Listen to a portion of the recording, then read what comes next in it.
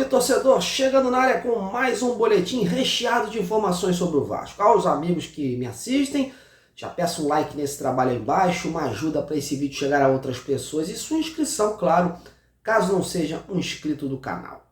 É rápido, grátis se você ainda contribui com o alcance deste trabalho. Bom, nesse boletim de hoje vamos continuar destacando o clássico de domingo contra o Fluminense, que segue pegando fogo, mas nos bastidores por conta da treta dos ingressos. Vamos falar da equipe que o Barbieri está trabalhando para colocar em campo e os problemas que o comandante do Vasco terá em termos de desfalques. Destacar também a novela, ou melhor, a série Manuel Capasso. A situação que já era dada como sacramentada deu um passo para trás e agora fica a dúvida sobre a chegada do zagueiro. Vou contar o que eu sei a respeito. Em falar em zagueiro, mais um nome voltou à tona hoje e mais um argentino, hein? E pelo que dizem, o Vasco teria feito uma proposta concreta pelo atleta. Fui conversar com o representante do jogador e dou detalhes de sua resposta. Portanto, fique ligadinho até o final desse vídeo e saiba tudo e muito mais. Vamos em frente! Bom, e o clássico entre Fluminense e Vasco é só domingo, meus amigos, mas a rivalidade já começou, viu, e fora de campo. Depois de reclamar com os poucos ingressos destinados à sua torcida, o Vasco teve hoje seu pedido atendido, mas de forma parcial. Nos bastidores, comenta-se que a Federação do Rio fez uma pressão e, com isso, o Fluminense colocou à venda mais 10 mil entradas para a partida.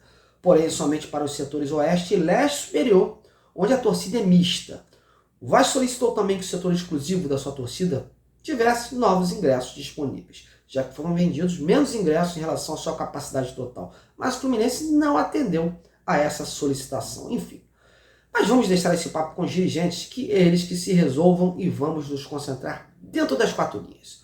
E o Barbieri já começou a trabalhar com o grupo visando esse clássico, pois ele entende que um bom resultado vai confirmar a evolução do trabalho que vem sendo colocado em prática no Vasco. O grupo ganha confiança em nível de competitividade, só que para essa partida, o treinador desde já tem problemas. Hoje foi confirmado que duas peças consideradas titulares vão continuar de fora. E o que é pior, hein? Sem uma previsão otimista.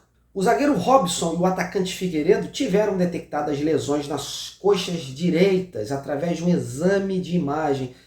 E por isso estão vetados também para esse compromisso e quiçá para o próximo contra o Botafogo, viu? O Vasco não informa tempo de recuperação, né? Os dois serão avaliados diariamente, né? Eles já estão concentrados, fazendo tratamento intensivo com fisioterapia, mas há uma tendência que eles levem cerca de 2 semanas para retornar ao time, pois ainda tem aquele processo físico, né, que conta muito nesse momento. Em compensação, o treinador terá a volta do Rodrigo, o volante, que barrou o Zé Gabriel, né? Não se sabe ao certo se ele volta, ou o De Luca, que estreou no último jogo, continua como titular, né? Mas ambos estão travando uma briga boa e saudável pela posição, assim como o Ivan e o Léo Jardim no gol. No ataque, com a ausência do Figueiredo, o Barbieri pensa em duas situações. Embora tenha o Eignaldo correndo por fora, hoje o Eric Marcos e o Orediano são os caras que aspiram a essa vaga, né, do Figueiredo. No último treinamento de sábado, deveremos, enfim, ter essa definição. Já para a vaga do Bambu, o Miranda segue no time. Nas demais posições, meus amigos, não devemos ter tantas surpresas. Em que pese ainda ter essa situação envolvendo a disputa do Nenê ou do Alex Teixeira, né, pela meiuca do Vasco. Bom, mas e você? Escalaria qual Vasco para o próximo domingo? Deixa aí o seu comentário. Bom, eu confesso a vocês que eu não queria mais tocar nesse assunto. Mas sou profissional e tenho que falar. O tema, Manuel Capasso, meus amigos. A novela parece que virou uma série, hein? É duro, mas é a realidade. Muito semelhante a essa situação com o que aconteceu com o Orediano. Claro, guardadas as devidas proporções. Eu te explico. Como todos sabem, entre Capasso e Vasco, tudo acertado, tudo ok. Entre Vasco e Tucumã, até a semana passada o acerto era verbal, de boca, tudo ok também. Mas quando começou a se colocar no papel, aí que a coisa degringolou de vez. O vice-presidente do Tucumã, o senhor Miguel Abandonola, até tinha me dito semana passada, né, que faltavam pequenos detalhes para finalizar a transferência. Coisa de troca de papeladas e que nessa semana o Capasso deveria chegar ao Brasil. Mas a coisa emperrou de novo. Alguns veículos da Argentina informaram que ainda é questão que está pegando, seria a forma de pagamento, outros dizem que são questões fiscais, de tributos, enfim. A verdade é que hoje não temos uma informação concreta para passar em relação a esse impasse. Óbvio que eu tentei ouvir o Tucumã, mas os seus dirigentes, assim como o staff do atleta, estão em absoluto silêncio.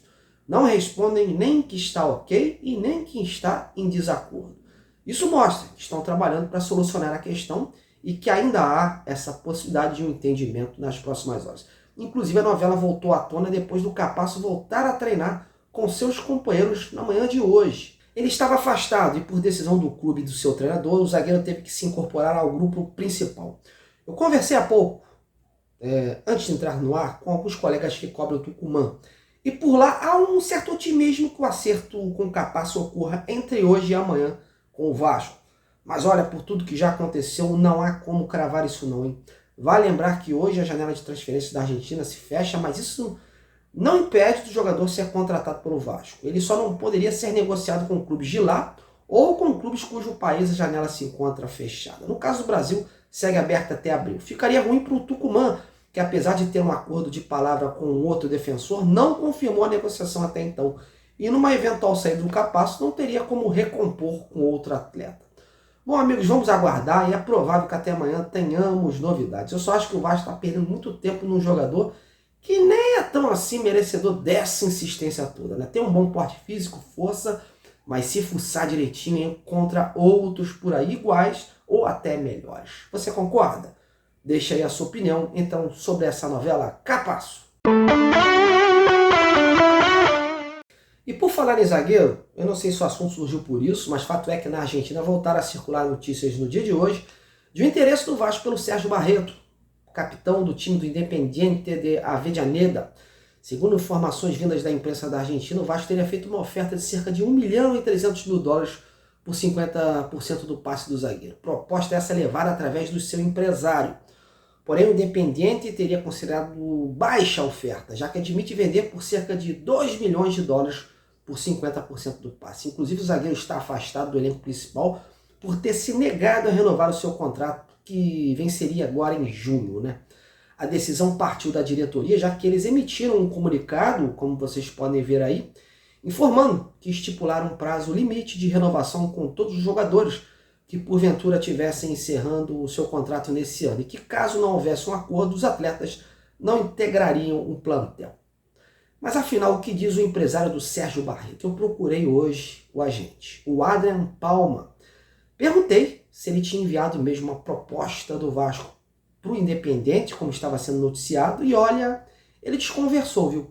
Disse que eles não sabiam de nada e também não soube responder se tinha mesmo recebido uma oferta formal do Vasco. Estranho, né? O próprio agente desconhecer uma oferta que, segundo a mídia da Argentina, diz teria sido enviada pelo representante. Bom, mas o que se comenta nos bastidores é que há uma pressão do staff do atleta para que ele seja vendido. Porém, os dirigentes argentinos não vão facilitar. Dizem que não chegaram ofertas satisfatórias pelo jogador e que a proposta feita ao zagueiro pela renovação é muito boa para os padrões do futebol argentino e para o clube. Bom, meus amigos, a situação é essa. Ufa, né? Muitas informações e aqui a gente é assim. Pinta a informação, a gente corre atrás e tenta mostrar para vocês poderem aí tirar as suas devidas conclusões. Bom, mas em breve eu estou de volta ao canal. Estou encerrando agora o nosso informativo, mas me aguarde. Amanhã eu estou de volta com muito mais novidades sobre o Vasco. Um grande abraço e muito obrigado pela sua audiência. Até lá!